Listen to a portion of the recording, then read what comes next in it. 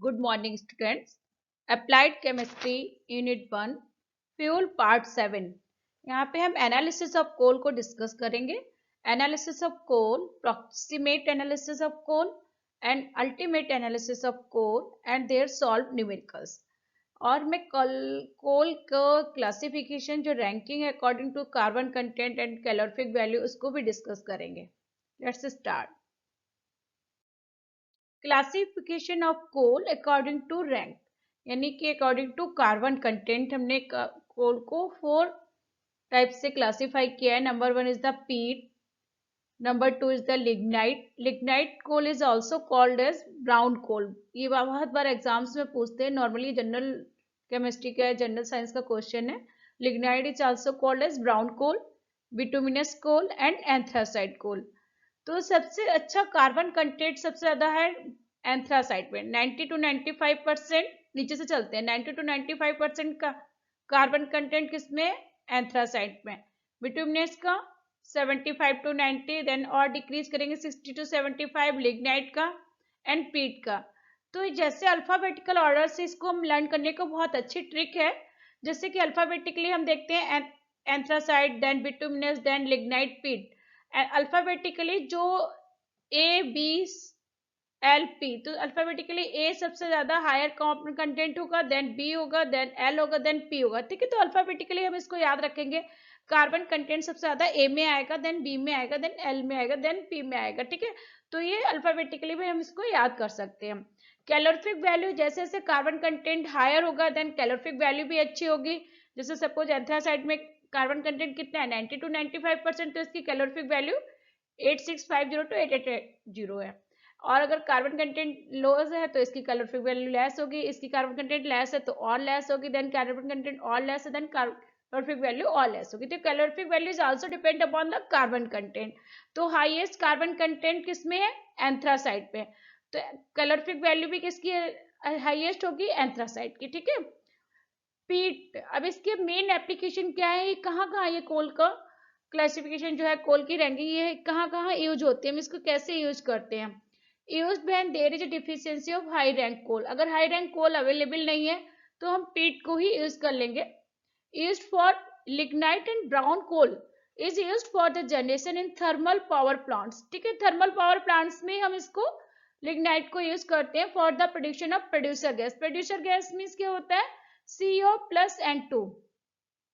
Producer gas का composition अगर हम पूछते हैं एग्जाम में कभी भी, तो CO carbon monoxide plus nitrogen gas. ठीक है, CO plus N2 is the constituents of the producer gas। ठीक है बच्चों, ध्यान रखना, CO plus N2 is the constituent of producer gas. अगर वाटर गैस पूछते हैं या स्टीम गैस पूछते हैं तो स्टीम गैस के कॉन्स्टिट्यूएंट क्या है? CO plus H2। बहुत बार एग्जाम में पूछते हैं स्टीम गैस या वाटर गैस के कॉन्स्टिट्यूएंट क्या है? CO plus H2 is the steam gas constituent and what producer gas? CO plus N2। bituminous coal, it is used for the steam generation in thermal power plant and for domestic heating. ठीक, domestic field में भी इसको use करते हैं। It is also use for making coal gas and metallurgical coke. ठीक है, तो metallurgical Coke देखो यहाँ पे सिग्निफाइज किया हुआ है। ये मैंने लास्ट क्लास जो ली थी ऑटो होपमैन प्रोसेस, जिसमें कार्बोनाइजेशन ऑफ कोक पढ़ाया था, उसमें भी मैंने बताया था कि जो बिटुमिनस कोल हो that can only be coked. जो coking coal can be produced by the only bituminous coal. वहां पे मैंने इस चीज को मेंशन किया था, तो ध्यान रखना बच्चों। तो कोक जो मेनली कोक ऑब्टेन्ड होता है वो किससे होगा? बिटुमिनस कोक से। तो मेटलर्जिकल कोक किससे फॉर्म होगा? बिटुमिनस कोल से। Anthracite, it is used in metallurgical purpose. इसको भी एंथ्रासाइड को भी समहाउ यूज कर लेते हैं। Where no smoke and high heat is desired, जब हमें स्मोक नहीं चाहिए, डिजायर्ड बहुत ज्यादा हीट प्रोवाइड करनी हो। It is also used in house hold purposes and steam raising में इसको यूज करते हैं। नाउ जो हमारे सिलेबस का टॉपिक है, सबसे important topic, it is very very important topic, analysis of coal. How analysis of coal can be done? ठीक है, analysis of coal can be done by 2 methods. ठीक है, 2 मेथड से हम एनालिसिस ऑफ कोल कर सकते हैं। Number 1 is the approximate analysis of coal, second one is the ultimate analysis कौन। ठीक है, तो अप्रोक्सीमेट और अल्टीमेट एनालिसिस ऑफ कोल क्या होता है, इसको हम डिस्कस करते हैं। एग्जाम में बहुत बार पूछे गए हैं, differentiate between proximate analysis and ultimate analysis, इस तरह भी पूछ दिया। Write short notes on the proximate analysis of coal, write short note on ultimate analysis of coal, इस तरह पूछ दिया। न्यूमेरिकल्स दोनों के आते हैं, तो मैंने न्यूमेरिकल्स भी यहाँ डिस्कस किए हुए हैं। तो प्रोक्सीमेट एनालिसिस मीन्स क्या होता है? प्रोक्सीमेट मीन्स जिसको प्रोक्सीमेट मीन्स समझ में ना, एक प्रोक्सीमेट है और एक अल्टीमेट है। प्रोक्सीमेट में क्या होता है, जो डाटा होता है, जो हमें डाटा ऑब्टेन्ड हुआ है, वो बहुत वेरी कर जाता है डिपेंड अपॉन हमारे जो हमने एडॉप्टेशन की प्रोसेस ली है। Data varies with the procedure adopted, ठीक है, तो इसीलिए हम इसको प्रोक्सीमेट बोलते हैं। जैसे approximate, just like approximate analysis, ठीक है। तो इसमें डाटा जो हमने बहुत सारे हम प्रोसीजर अलग अलग लेंगे, तो डाटा सबका डिफरेंट डिफरेंट आएगा, and it is called proximate analysis, इसलिए हम इसको प्रोक्सीमेट एनालिसिस कहते हैं। कभी कभी एग्जाम में पूछते हैं why it is called as proximate analysis, तो proximate analysis is called as because it's datas are varied depend upon their procedure which is adopted, ठीक है। जो प्रोसीजर अडॉप्ट की गई उसके अकॉर्डिंग डाटा वेरी कर जाते हैं, so that's its called as proximate analysis. It gives information about the practical utility of coal. Second point क्या है कि मेनली ये जो हमें इंफॉर्मेशन देता है, तो किसकी practical utility of coal and quality of coal, quality of coal and practical utility of coal को ही हम इससे मेनली मेजर कर लेते हैं, ठीक है। तो it's gives information about the practical utility of coal and quality of coal. It determines, तो इससे अप्रोक्सीमेट एनालिसिस से हम क्या क्या डिटरमाइन कर सकते हैं? इट इज वेरी इंपॉर्टेंट, मैं रेड मार्क कर देती हूँ। It determines moisture content, volatile matter जो कोल के अंदर प्रेजेंट होगा, ash and ash content and fixed carbon content, ठीक है। 1 2 3 4 moisture content, volatile matter content, ash content and fixed carbon content को हम इससे डिटरमाइन कर सकते हैं। नाउ वन बाय वन को डिस्कस करती हूँ। There are standard tests to determine proximate analysis के standard test है। सबसे नंबर 1 पे हमने क्या डिस्कस करेंगे? Moisture content. देखो बच्चों ध्यान रखना, हर एक कोल में, हर एक फ्यूल में इसमें मॉइस्चर कंटेंट तो होता ही है, ठीक है। तो there are standard tests to determine the proximate analysis. Moisture is determined by drying 1 gram of sample, हम कैलकुलेट के लिए 1 gram of sample ले लेंगे at 105 degree centigrade temperature for 1 hour. Weight loss is express in percentage of initial weight of sample, ठीक है। तो हम उसको हीट करेंगे, हीट करने पे हम क्या देखते हैं कि जितना भी वेट लॉस होगा, जो मॉइस्चर है वो सारा रिमूव हो जाएगा, तो हम परसेंटेज ऑफ मॉइस्चर कंटेंट निकालेंगे। Percentage of moisture content calculate कैसे करेंगे? वेट ऑफ लॉस, जो फ्यूल का वेट लॉस हुआ है, यानी पहले हम सैंपल का वेट कर लेंगे, फिर उसको हम हीट कर देंगे 1 घंटे के लिए 105 डिग्री सेंटीग्रेड पे क्रूसिबल में रख के।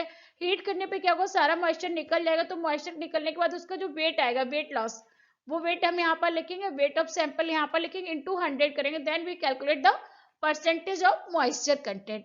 Now percentage of ash content, ash क्या होता है कि इसके अंदर जो भी इनऑर्गेनिक मिनरल्स होते हैं वो सारे एश के फॉर्म में प्रेजेंट होते हैं, सिलिका है, एल्यूमिना है, और भी जो भी है।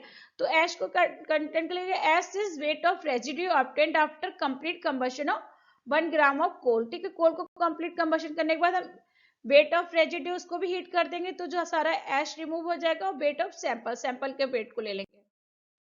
देन हम क्या करेंगे? थर्ड नंबर पे हम वॉलेटाइल मैटर को निकालेंगे, ठीक है। जो भी ऑर्गेनिक सब्सटेंस है, जो एरोमेटिक सब्सटेंस है, जो वॉलेटाइल नेचर के हैं, गैसियस स्टेट में है, तो वो सारे क्या करते हैं, इसमें वो भी प्रेजेंट होते हैं। तो volatile matter is heat weight loss obtained in heating 1 gram of sample coal at 950 degree centigrade, ठीक है। कितने टेम्परेचर पे? 950 डिग्री सेंटीग्रेड टेम्परेचर, बहुत कम टाइप में ही ये वॉलेटाइल मैटर है, तो इजिली रिमूव हो जाएंगे in the absence of air. तो percentage of volatile matter is equal to weight loss due to volatile matter, जो भी वॉलेटाइल मैटर है वो सारे निकल जाएंगे। वेट ऑफ सैंपल पहले हम कर लेंगे, हीट करने के बाद उसका फिर से हम वेट नोट कर लेंगे, तो जितना भी वेट लॉस होगा उसको हम लिख लेंगे। परसेंटेज ऑफ वॉलेटाइल मैटर को हम कैलकुलेट कर सकते हैं। Now fixed carbon, fixed carbon कितना प्रेजेंट है? तो फिक्स्ड कार्बन ही मेन इंपॉर्टेंट होता है, क्योंकि फिक्स्ड कार्बन के अकॉर्डिंग ही हम इसमें फील्ड की क्वालिटी को चेक करते हैं। Percentage of fixed carbon is equal to 100 minus moisture content, जितना मॉइस्चर कंटेंट आएगा उसको लिख लेंगे, एश कंटेंट आएगा उसको लिखेंगे, वोलेटाइल मैटर आएगा उसको लिख लेंगे, तो 100 माइनस 10 कर देंगे, तो हम फिक्स्ड कार्बन का परसेंटेज भी इजिली कैलकुलेट कर लेंगे। तो एग्जाम में बिल्कुल डायरेक्ट वैल्यूज दी होती है, आप लोग डायरेक्ट वैल्यूज को पुट करेंगे और न्यूमेरिकल बहुत इजीली सॉल्व हो जाता है। अभी तक हमने 12th में बहुत हाई लेवल के न्यूमेरिकल्स करते आ रहे हैं, यहाँ पे ऐसा कुछ नहीं है।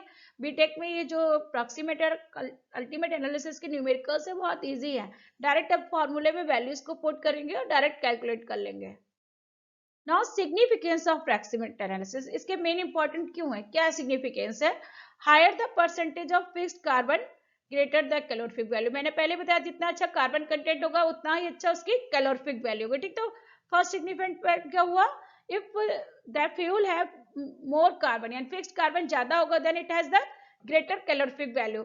The amount of fixed carbon moisture in volatile combustion matter directly contribute to the heating value of coal. ठीक है, तो जो भी ये प्रेजेंट है, मॉइस्चर है, वोलेटाइल मैटर है, ऐश है, ठीक है, जो कम्बस्टिबल मैटर है, वो सब हीटिंग वैल्यू ऑफ कोल को भी शो करते हैं। नेक्स्ट है third, fixed carbon as a main heat generator during burning. ठीक है, तो फिक्स्ड कार्बन जो होता है as a main heat generator है ड्यूरिंग बर्निंग। फिर high volatile matter content indicates easy ignition of fuel. ठीक है, जो हाई वोलेटाइल मैटर है वो इंडिकेट्स क्या करते हैं, इग्निशन पॉइंट्स ऑफ फ्यूल को इजिली हो जाता है। The S content is important in the design of the furnace grade combustion volume, pollution control equipment and ash handling system of furnace. These are the significance, 5 significance है, हम 2 या 3 भी exam में लिख देंगे अकॉर्डिंग टू मार्क्स। हम देखते हैं कितने मार्क्स का क्वेश्चन पूछा गया तो उसी के अकॉर्डिंग हम इसको लिख देते हैं। Now second analysis, first is the approximate, second is the ultimate analysis. Ultimate analysis को हम, अप्रोक्सीमेट एनालिसिस हम प्रैक्टिकल यूटिलिटी के लिए कर रहे थे और क्वालिटी ऑफ कोल के लिए किया था। ठीक है, तो उसमें मॉइस्चर कंटेंट है, वोलेटाइल मैटर है, ऐश है, फिक्स्ड कार्बन है, उसको हमने कैलकुलेट किया। लेकिन अल्टीमेट एनालिसिस में हम क्या करते हैं, ultimate analysis is useful for combustion calculation. Mainly किसके लिए यूज होता है, फॉर कंबस्शन कैलकुलेशन। ठीक है, वहां पर क्या था, for practical utility, here combustion का। It includes determination of ultimate constituent present in dry coal. ठीक है, तो अल्टीमेट कंस्टिट्यूएंट जो भी ड्राई कोल में प्रेजेंट होंगे उनकी वैल्यू पर डिपेंड करता है। Coal is composed primarily of carbon, carbon तो मेन कंटेंट है इसमें, along with variable quantities of other elements like hydrogen, sulfur, oxygen and nitrogen. तो ultimate analysis is also known as the elemental analysis. ठीक है, इसको हम क्या कहते हैं, एलिमेंटल एनालिसिस कहते हैं। बच्चों ध्यान देना, ये बहुत इंपॉर्टेंट पॉइंट है। अल्टीमेट एनालिसिस में हम डिटरमाइन करते हैं एलिमेंट को। ठीक है, परसेंटेज ऑफ एलिमेंट्स निकालते हैं, इसलिए it is also called as element analysis. ठीक है, अल्टीमेट एनालिसिस को हम एलिमेंट एनालिसिस क्यों कहते हैं, क्योंकि हम परसेंटेज ऑफ एलिमेंट्स यहाँ पर निकालेंगे। It is the method to determine the carbon and hydrogen के परसेंटेज निकालेंगे, nitrogen, sulphur and oxygen and content present in the solid field. ठीक है, तो इस सभी के हम परसेंटेज निकालते हैं, तो इसलिए अल्टीमेट एनालिसिस को हम क्या कहते हैं, एलिमेंटल एनालिसिस। ठीक है, तो डिफरेंस मेनली आएगा तो हम लोग लिख सकते हैं 3-4 पॉइंट आराम से अप्रोक्सीमेट और अल्टीमेट एनालिसिस के लिख सकते हैं। Not determination of carbon and hydrogen. ठीक है, अल्टीमेट एनालिसिस में हम कार्बन एंड हाइड्रोजन को डिटरमाइन करेंगे, फिर नाइट्रोजन को करेंगे, फिर उसको बैरियम को, सल्फर को करेंगे, देन ऑक्सीजन वगैरह को करेंगे। ठीक है, तो determination of carbon and hydrogen ये हमने क्लास 11th में भी पढ़ा था। हाइड्रोकार्बन चैप्टर स्टार्ट होता है तो उसी में ऑर्गेनिक में है कि किस तरह हम कौन कौन से मेथड से कार्बन और हाइड्रोजन को डिटरमाइन करते हैं। ये लिविंग मेथड है, LEVIGS, लिविंग मेथड्स बोलते हैं। इसमें क्या होता है, कार्बन एंड हाइड्रोजन को डिटरमाइन करने के लिए percentage of carbon and percentage of hydrogen mainly हमें डिटरमाइन करना है। तो क्या करते हैं, a known amount of coal is taken in the combustion tube. जो कंबस्शन ट्यूब है, ये जो कंबस्शन ट्यूब है ना, इसमें नोन अमाउंट ऑफ गैस को, हम कोल गैस को यहाँ पे डाल देंगे। In excess of pure oxygen है, यहाँ पे सैंपल इन प्लेटिनम कंटेनर, यहाँ पे सैंपल है, ये देखो सैंपल है कोल का, और ये फर्नेस लगी हुई है। Carbon and hydrogen of coal are converted into CO2 and H2। जैसे ये हीट करना शुरू कर देंगे तो कोल के अंदर जो भी कार्बन एंड हाइड्रोजन प्रेजेंट होगी वो किस में चेंज हो जाएगी, कार्बन चेंज इनटू CO2। ठीक है, carbon change into carbon dioxide and hydrogen change into H2O। ठीक है, दोनों का ऑक्सीडेशन हो जाएगा ऑक्सीजन की प्रेजेंस में। These gases products are absorbed। तो ये क्या करते हैं, ये हम गैस को हम एब्जॉर्ब करते हैं, एक एब्जॉर्प्शन ट्यूब लगा देंगे। तो एब्जॉर्प्शन ट्यूब लगाने के बाद हमने एब्जॉर्प्शन मटेरियल सब्सटेंस भी डाल रखा है, एक में दोनों में, एक ट्यूब में हमने कैल्शियम क्लोराइड डाल दिया, एनहाइड्रस कैल्शियम क्लोराइड है, दूसरे ये यूज ट्यूब में KOH डाला। तो जो हमारा CO2 और H2 आएगा पास होके, तो उसको ये एब्जॉर्प्शन बैंड लगे हुए यहाँ पर, यहाँ से जैसे ही CaCl2 में आएगा तो CaCl2 में H2O मिलके क्या बनाएगा, एनहाइड्रस की जगह क्या बन जाएगा, हाइड्रेटेड CaCl2। ठीक है, कैल्शियम क्लोराइड उस वाटर मॉलिक्यूल्स को हाइड्रेटेड कर एब्जॉर्ब कर लेगी। ठीक है, तो उससे पहले एनहाइड्रस कैल्शियम क्लोराइड जो लगा इसका हम पहले से वे कर लेंगे, वेट कितना है, उसके बाद जितना एब्जॉर्ब होने के बाद हम इसका वेट कर लेंगे कितना इसने एब्जॉर्ब किया, तो हम कार्बन डाइऑक्साइड को कितना इसने एब्जॉर्ब किया उसका वेट कर लेंगे, ठीक है। इसी तरह KOH सोल्यूशन है, तो KOH सोल्यूशन में क्या है, ये CO2 को एब्जॉर्ब करेगा, तो KOH प्लस CO2 मिलके पोटेशियम कार्बोनेट बना लेता है, ठीक है, K2CO3 बनाता है। तो K2CO3 को जितना एब्जॉर्ब किया, पहले हम इसका वेट कर लेंगे, फिर वेट करने के बाद K2CO3 बनने के बाद जितना वेट आया उसको भी हम करेंगे, ठीक है। तो हमें क्या हुआ, वेट, एक्चुअल वेट पता चल जाएगा कितना कार्बन डाइऑक्साइड का कितना एब्जॉर्ब किया, कितना H2O एब्जॉर्ब हुआ। तो परसेंटेज ऑफ कार्बन निकालने के लिए increase of weight of KOH tube, ठीक है, जो पहले इनिशियल वेट था उसके बाद जो फाइनल वेट हुआ एब्जॉर्प्शन के बाद वो हम लेंगे, increase in weight of KOH tube into 12 is the molecular weight of carbon into 100 upon weight of the coal sample, जो भी coal sample लेंगे जितने भी ग्राम लेंगे वो into 44 is the weight of CO2, carbon dioxide का वेट कितना, तो CO2, तो कार्बन C प्लस O2 मिलकर CO2 बनाते हैं, यानी 12 ग्राम कार्बन ने 44 ग्राम CO2 होता है, ठीक है। परसेंटेज ऑफ हाइड्रोजन इसी तरह निकालेंगे, increase in weight of calcium chloride tube को, कैल्शियम क्लोराइड ट्यूब ने H2O को एब्जॉर्ब करके CaCl2 into H2O बना लिया, हाइड्रेटेड कैल्शियम क्लोराइड हो गया। तो हम दोनों पहले इसका वेट कर लेंगे विदाउट हाइड्रेटेड, देन उसका हाइड्रेटेड करने के बाद वेट को निकाल लेंगे माइनस करके, 2 is the molecular weight of hydrogen into 100 percentage निकालने के लिए weight of coal sample taken and 18 is the H2O, दो हाइड्रोजन इन्वॉल्व होंगे 18 ग्राम H2O को ऑब्टेन करने के लिए, ठीक है। तो percentage of carbon and percentage of hydrogen हम डायरेक्ट वैल्यू को पुट कर देंगे, increase in weight of KOH tube into इस दोनों को वैल्यू को डायरेक्ट पुट करके डायरेक्ट न्यूमेरिकल निकाल सकते हैं। Not determination of nitrogen, nitrogen को डिटरमाइन करते हैं हम इसको जेल्डाल मेथड से, ठीक है, ये जेल्डाल मेथड है। नाइट्रोजन को ये 12th में 11th में पढ़ा था हमने, पहले ही बताया, नाइट्रोजन को डिटरमाइन करने के लिए दो मेथड होते हैं, एक डूमास मेथड और दूसरा जेल्डाल मेथड। तो इसमें हम जेल्डाल मेथड के थ्रू हम इसको नाइट्रोजन को डिटरमाइन करते हैं, तो इसके 3 स्टेप्स होते हैं। फर्स्ट क्या होता है, जेल्डाल फ्लास्क में हम H2SO4 को डाल देते हैं, H2SO4 डालने के बाद क्या होगा, ये जितना भी यहाँ नाइट्रोजन का कंटेंट है वो अमोनियम सल्फेट में चेंज हो जाएगा और ये सॉल्युबल हो जाएगा। जैसे ही अमोनियम सल्फेट में चेंज हो जाएगा, इस लिक्विड को हम इसमें ट्रांसफर कर देंगे।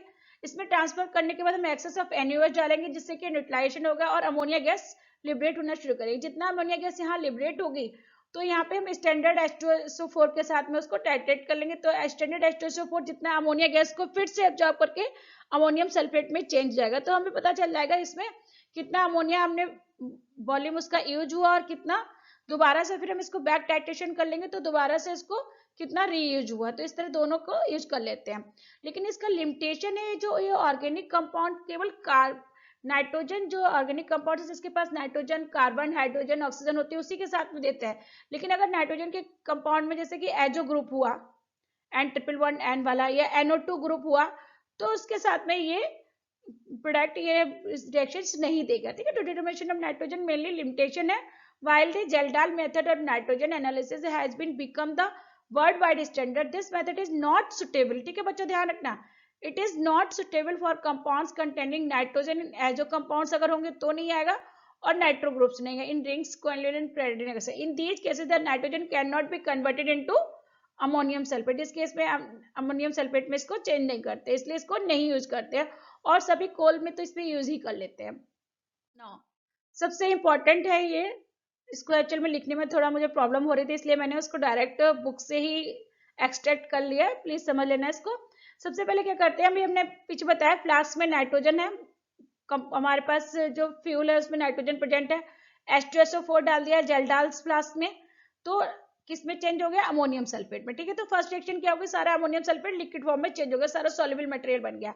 नाउ अमोनियम सल्फेट में हमने इसको मटेरियल को निकाल के दूसरे जो राउंड बॉटम वाला फ्लास्क है उसमें शिफ्ट कर दिया और उसमें NaOH डाल दिया एक्सेस में। तो NaOH डालने से क्या हुआ, जितना भी अमोनिया गैस फिर से लिबरेट होना शुरू कर देगी, ठीक है। अमोनिया गैस लिबरेट होगी, वहां पर हमने डिस्टिलेशन प्लांट लगा दिया, कंडेंसर लगा दिया, उसको डिस्टिल कर देंगे, अमोनिया गैस फिर डिस्टिल होकर नीचे नॉन वॉल्यूम में H2SO4 रखा हुआ, तो नॉन वॉल्यूम में H2SO4 जितना अमोनिया गैस को एब्जॉर्ब करेगा उस वॉल्यूम को मेजर कर लेंगे, ठीक है। तो ट्वाइस फिर से क्या हुआ, देखो हमने बताया ना नीचे वहां पे H2SO4 रख दिया था वॉल्यूमेट्रिक के लिए, तो जितना अमोनिया गैस को फिर से एब्जॉर्ब करके अमोनियम सल्फेट में चेंज हो जाएगा। तो 3 स्टेप्स इसमें ध्यान रखने हैं, लेकिन ये स्टेप्स आप लोगों के एग्जाम में नहीं आएंगे क्योंकि ये मेनली हमें तो परसेंटेज ऑफ नाइट्रोजन निकालना है, तो परसेंटेज ऑफ नाइट्रोजन का फॉर्मूला ही इंपॉर्टेंट है इसमें, ठीक है, लेकिन फिर भी याद रखना है, ठीक है। तो परसेंटेज ऑफ नाइट्रोजन के लिए क्या है, the volume of unused H2SO4, then determine by titrating against with NaOH के साथ हम इसको फिर से डिटरमाइन कर लेंगे।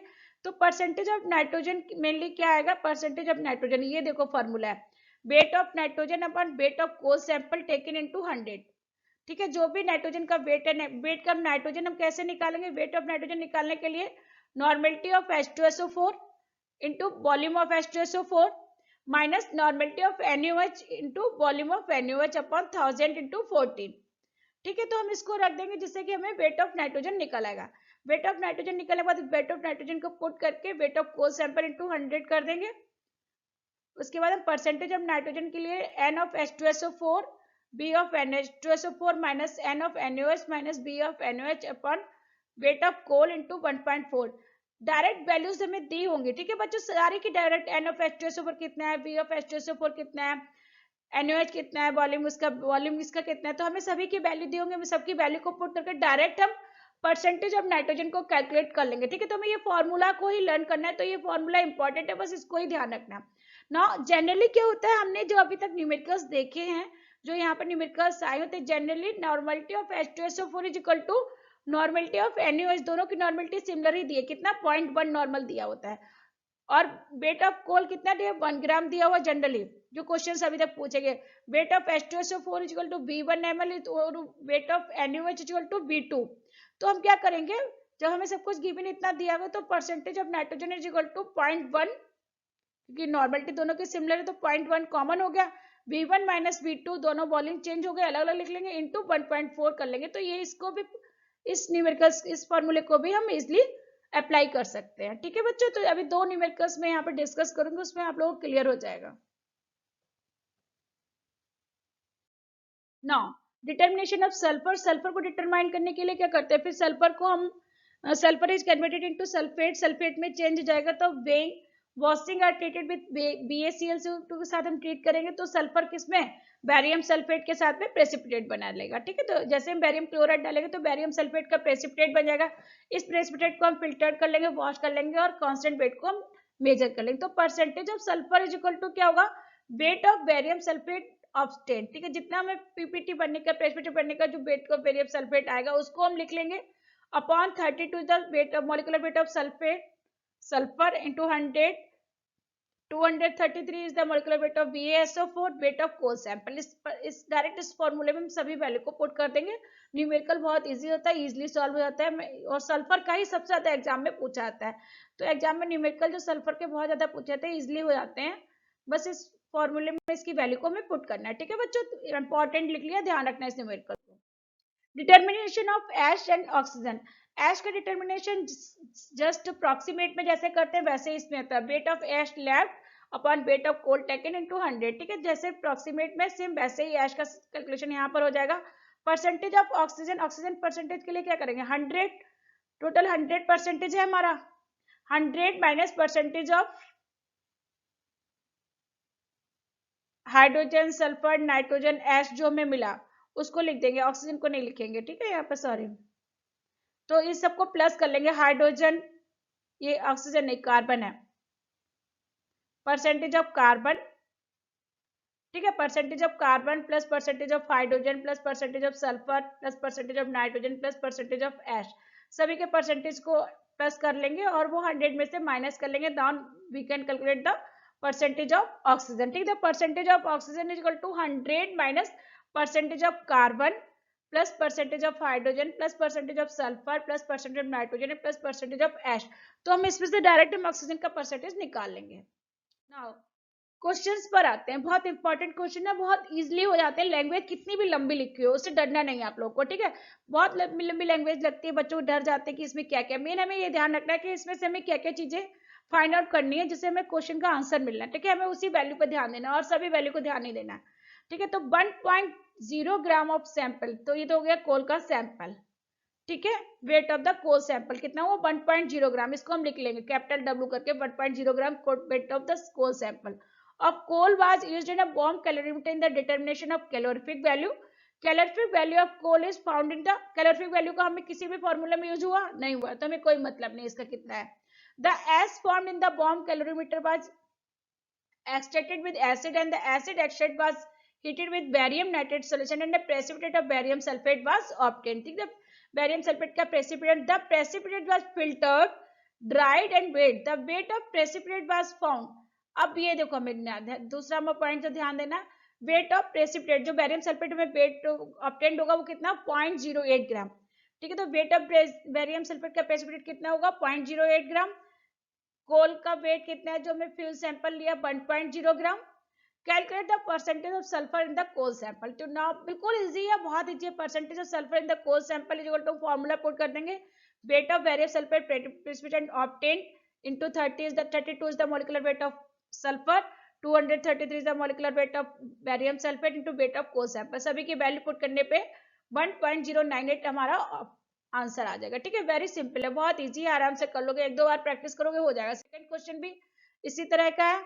इसमें भी हमें बस खाली हमें बस उसमें देखना है कि कौन कौन सी वैल्यूज पे हमें ध्यान देना है, जो वैल्यूज हमें पुट करनी है. 0.5 ग्राम ऑफ सैंपल कोल. ठीक है, तो वो सबसे पहले ही लिखा होता है. कोल सैंपल कितना लिया 0.5 ग्राम. ठीक है, तो हमारा कोल का सैंपल नीचे लिखेंगे वैल्यू हम 0.5 ग्राम. is used in bomb calorimeter for determination of calorific value. The ash formed in the bomb calorimeter was extracted with acid and acid extract by heated with barium chloride solution and precipitate of barium sulfate was obtained. कोई मतलब नहीं, language कितनी भी बड़ी लिखी है, इससे और दो लाइनें जुड़ जाए कोई फर्क नहीं पड़ता है. The precipitate was filtered, dried and weight the weight of precipitate. बस हमें ये दो वैल्यू को ध्यान रखना है. द वेट ऑफ प्रेसिपिटेट कितना दिया 0.05, वेट ऑफ कोल दिया 0.5, तो वेट ऑफ बैरियम सल्फेट हमने लिख लिया 0.05 यहाँ पर, और वेट ऑफ कोल सैंपल 0.5, और ये सभी हमें गिवन था 32 to 33 into 100 1.374 आंसर आ गया. ठीक है, वेरी सिंपल, बहुत इजी है. देखो 2010 में ये क्वेश्चन आया हुआ है, उसके बाद भी 2-3 बार आया हुआ होगा. ठीक है, नेक्स्ट क्वेश्चन है जिसमें हमें परसेंटेज ऑफ नाइट्रोजन भी निकालना है. तो परसेंटेज ऑफ नाइट्रोजन निकालने के लिए भी बताया था 0.1 into N1 B1 किस तरह कर सकते हैं. अभी देखते हैं, इसमें दो मेथड हमने लिए हुए हैं. 1.56 ग्राम ऑफ कोल सैंपल. ठीक है, तो सैंपल कितना हो गया 1.56 ग्राम, जो सबसे लास्ट में परसेंटेज ऑफ नाइट्रोजन में हम लिखेंगे कोल सैंपल के लिए, इतना हो गया. Was kjeldahlised. ठीक है, kjeldahlised and NH3 gas evolve was absorb in 50 ml of 0.1 normal H2SO4. ठीक है, तो ये N1 50 ml 0.1 N1 हो गया, N1 H2SO4 50 ml भी हो गया. ठीक है, after absorption the excess residue and required 6.25 ml of 0.1 normal NaOH. ठीक है, तो दोबारा से NaOH के न्यूट्रिशन के लिए कितना चाहिए 6.25 into 0.1, तो इसमें से हम इसको माइनस कर देंगे. ठीक है, क्योंकि ये हमें एब्जॉर्ब हो गई.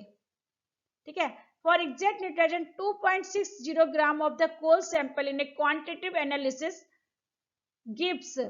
उसके बाद एग्जैक्ट न्यूट्रिलाइजेशन हो गया, उसके बाद क्या हुआ 2.60. पहले हमने 1.6 ग्राम कोल सैंपल लिया, उसके बाद कोल सैंपल कितना बच गया 2.60. एग्जैक्ट न्यूट्रिलाइजेशन करने के बाद 2.60 ऑफ द कोल सैंपल. ये सेकंड क्वेश्चन है बेटा. In the coal sample quantitative analysis is 0.1735 gram of barium sulphate. ठीक है, सेकंड क्वेश्चन में ये कोल सैंपल का वेट 2.60 है और इसमें बैरियम सल्फेट का प्रेसिपिटेट 0.1755 है. ठीक है, बैरियम सल्फेट का प्रेसिपिटेट है. Calculate the N and S. ठीक है, दोनों दो क्वेश्चन हो गए. एक हमें नाइट्रोजन का परसेंटेज निकालना है, दूसरा हमें सल्फर का परसेंटेज निकालना है. दोनों की वैल्यू अलग अलग दी हुई है. तो परसेंटेज ऑफ सल्फर के लिए हम डायरेक्ट हम पहले परसेंटेज ऑफ सल्फर देख लेते हैं. 2.60 कोल है तो 2.60 हमने लिख दिया यहाँ पर. फिर 0.1755 लिख दिया, जो बैरियम सल्फेट का प्रेसिपिटेट ऑब्टेन्ड हुआ, इंटू 30/233 इंटू 100 कर दिया. अभी जो लास्ट के दो न्यूमेरिकल्स कराए थे बिल्कुल उसी तरह हमने परसेंटेज ऑफ सल्फर निकाल लिया, 0.927 आया. ठीक है, नाउ परसेंटेज ऑफ नाइट्रोजन के लिए हम क्या करेंगे 6.25 ml of 0.1 normal NaOH is equal to 6.25 normal of H2SO4. ठीक है, तो उतना ही न्यूट्रिलाइजेशन के लिए यूज होगा जितना उसमें यूज होगा. तो volume of H2SO4 used to neutralize ammonia evolve कितना होगा 50 ml of 0.1 normal minus 6.25 into 0.1 normal. इसको हम इसमें से माइनस कर देंगे तो कितना वॉल्यूम यूज हुआ अमोनिया को इवॉल्व करने के लिए 43.75. इस वॉल्यूम को हमें लिखना है. तो percentage of nitrogen is equal to volume of used H2SO4, जो अमोनिया गैस को जितना उसने इवॉल्व करके एब्जॉर्ब कर लिया. तो volume of H2SO4 used into normality into 1.4 upon weight of coal sample. तो कितना हुआ 50 माइनस 6.25 कर दिया हमने, तो 43.75 इंटू 0.1 इसकी नॉर्मलिटी है. 1.4 हमने कैसे है तो लास्ट उसमें स्लाइड में दिखाया था 1.56 वेट ऑफ कोल सैंपल कर लेंगे इसका, तो 3.926% ऑफ नाइट्रोजन हमारा आ जाएगा। ठीक है, तो हमें इसमें दो क्वेश्चंस दिए, percentage of nitrogen and percentage of sulphur, दोनों की रीडिंग अलग अलग है, इसलिए हमें कोई कोरिलेशन नहीं है, आराम से उनकी वैल्यूज देख के रख देंगे। कुछ बच्चे इसमें क्या गड़बड़ कर देते हैं कि जैसे परसेंटेज ऑफ ये जो 1.56 दिया, इसी से दोनों को कैलकुलेट करते हैं, लेकिन नहीं, हमें नेक्स्ट क्वेश्चन यहाँ पे देखो फुल स्टॉप लिखने के बाद दूसरा क्वेश्चन उन्होंने स्टार्ट कर दिया सल्फर के लिए, तो हमें ये वाली वैल्यू सल्फर के लिए यूज करनी है और ये वाली वैल्यू नाइट्रोजन के लिए यूज करनी है, हमें ध्यान रखना है। नेक्स्ट क्वेश्चन, ये क्वेश्चन अभी तक हमने जितने क्वेश्चन किए थे ऑल आर अल्टीमेट एनालिसिस से क्वेश्चन आए हुए थे। ठीक है, अभी क्वेश्चन हमारा प्रॉक्सिमेट एनालिसिस का है। A sample of coal was analyzed as follows, exactly 2 gram was weight। ठीक है, तो हमारा सैंपल कोल का कितना है 2 ग्राम। ठीक है, वेट ऑफ कोल कितना हो गया 2 ग्राम। was weighed into silica crucible after heating for 1 hour। सबसे पहले हमने इसको हीट कर दिया, यानी क्या हो गया, मॉइस्चर कंटेंट था सारा रिमूव हो गया। Advantage the residues weight 1.975। Moisture content निकालने के बाद उसके पास कितना रेजिड्यू बचा 1.975। ठीक है, तो मॉइस्चर कंटेंट कितना हुआ 1.975 इसका मॉइस्चर कंटेंट है समझ लो। ठीक है, the crucible next, moisture content को हमने क्या next was covered with a vented lid and strongly heated for exactly 7 minute. फिर उसके बाद हमने क्या किया 10-50 degree centigrade. The residue weight 1.328 gram. ठीक है, तो उसके बाद वेट कितना हो गया 1.328 ग्राम। तो वॉलेटाइल मैटर जो था वो रिमूव हो गया, तो 1.975 को हम पहले हीट करेंगे, 1.975 वेट हो गया था, इनिशियल वेट उसका ये हो गया, फिर फाइनल वेट इतना हो जाएगा। ठीक है, उसके बाद फिर से क्या करेंगे, फिर उसको constant wait was obtain, the last residue was obtain. जब ऐश कंटेंट निकालेंगे तो उसमें 0.205 लास्ट में क्या निकला ऐश निकलेगा इतना। Calculate the percentage result of annual analysis. ठीक है, तो हमें केवल ये दिया हुआ, तो इसी डेटा के अकॉर्डिंग हमें ध्यान रखना है कि सबसे पहले हमें मॉइस्चर निकालना है, फिर वॉलेटाइल मैटर निकालना है, फिर ऐश निकालना है। ठीक है, तो हमें तीनों चीजों को निकाल के किस तरह ध्यान रखना है। Mass of moisture in coal sample, कितना mass of moisture coal sample में 2 ग्राम हमारा कोल सैंपल है, कितना है 2 ग्राम। 2 ग्राम करने के बाद वो बता रहा है कि दोबारा हीट करने के बाद उसका वेट कितना रह गया 1.975 ग्राम रह गया। तो यानी कि उसकी जितना था मॉइस्चर वो सारा रिमूव हो गया। तो मॉइस्चर रिमूव करने के लिए जो 1.975 वेट रह गया, इसको हमने किया तो कितना मॉइस्चर आया 0.025 ग्राम उसमें मॉइस्चर प्रेजेंट था। तो मास ऑफ वॉलेटाइल मैटर कितना प्रेजेंट था, अब नाउ फिर 1.975 से 1.328 तक हमने मेजर किया। ठीक है, 1.975 रह गया तो उसको हीट कर दिया, वोलेटाइल मैटर निकलने के बाद उसका 1.328 वेट रह गया, तो मास ऑफ वोलेटाइल मैटर कितना हुआ 0.647 ग्राम। एंड सबसे लास्ट में मास ऑफ ऐश दिया हुआ, ठीक है 0.205 ग्राम। अब हम तीनों का हमने जो वेट निकाल लिया, अब इसके वेट निकालने के बाद हम वैल्यू को पुट कर देंगे, परसेंटेज निकाल लेंगे easily.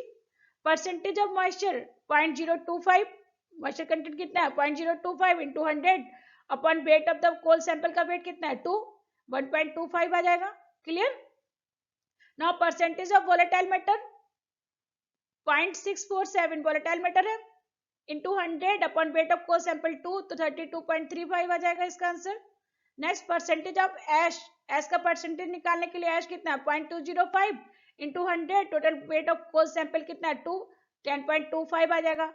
Percentage of fixed carbon is equal to total of the, इनको हम सम कर देंगे और 100 में से माइनस कर देंगे तो परसेंटेज ऑफ ये निकल आएगा। तो 100 माइनस 1.25, 32.35, 10.25 सभी को प्लस करके तो percentage of fixed carbon is the 56.15%। ठीक है, तो इस तरह हम इसको कैलकुलेट कर देंगे। बस हमें यहाँ पर ये ध्यान रखना है, सबसे पहले मॉइस्चर कंटेंट निकालना है, फिर वोलेटाइल मैटर निकालना है, फिर ऐश निकालना है। बस ठीक है, ये बहुत सिंपल है, बहुत इजी हो जाता है, कोई दिक्कत नहीं होती है। अप्रॉक्सीमेट में एक ही एग्जाम्पल मुझे मिला हुआ था और अल्टीमेट के 4 एग्जाम्पल्स थे ना। ये अल्टीमेट का एग्जाम्पल है, इसमें क्या है 1.26 ग्राम ऑफ कोल सैंपल, जैसे पहले किया था बिल्कुल सेम वैसे ही है, बस उसमें वैल्यूज थोड़ी चेंज है। 1.26 gram of coal was kjeldahlised and ammonia gas is evolved about 15 ml of 0.1 normal H2SO4। ठीक है, 15 ml लिया। After absorption the excess residue acid is 6.75 ml NaOH का एग्जैक्ट करने पर न्यूट्रलाइजेशन पे यूज हुआ। Determine the percentage of nitrogen in the sample, देखो ये भी 2011 में भी आया हुआ, 2010 में भी आया हुआ। Amount of sulphuric acid use to neutralize the ammonia evolve, direct हम इसको लिखते हैं 0.1 इंटू 15 माइनस 0.1 इंटू 6.75, ऐसे वहां पर भी कर सकते हैं। ये मिली इक्विवेलेंट में था, मिली इक्विवेलेंट से इक्विवेलेंट में करेंगे तो 1000 कर देंगे। ठीक है, ml में था इसको 1000 कर देंगे। वेट ऑफ नाइट्रोजन निकालने के लिए 0.1 इंटू 15 इतना करने के बाद इंटू 14 कर देंगे, ठीक है ना। परसेंटेज ऑफ नाइट्रोजन के लिए weight of nitrogen upon weight of core sample into 100। Weight of core sample कितना है 1.26 वैल्यू पुट कर देंगे और सभी वैल्यू पुट करने के 0.92 द परसेंटेज ऑफ नाइट्रोजन। इस तरह हम डायरेक्ट इस क्वेश्चन को निकालेंगे, बहुत इजी होता है बच्चों, लेकिन समझना चाहिए, कॉन्सेप्ट आपको क्लियर आ जाना चाहिए।